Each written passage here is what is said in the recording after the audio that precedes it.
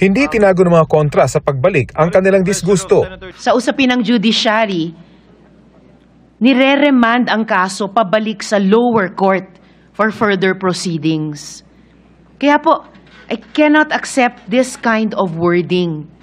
It is dangerous and disingenuous. So nakikita natin, Mr. President, talagang brick by brick, stone by stone, dinidismantle itong impeachment trial process at dinidismantle yung impeachment complaint.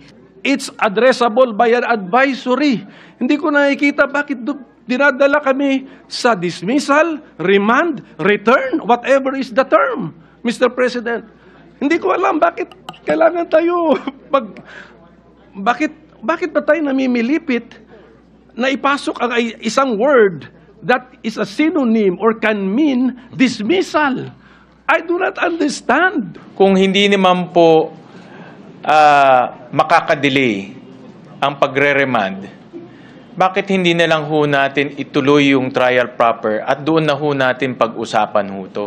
Maririnig rin ho natin sa kabila, sa prosecution team, kung ano yung kanilang argumento.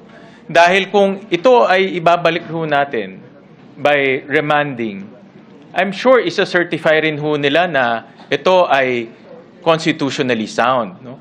So doon na lang ho natin sana pakinggan sa trial proper dahil magkakaroon ho tayo ng oportunidad na tanungin ho sila.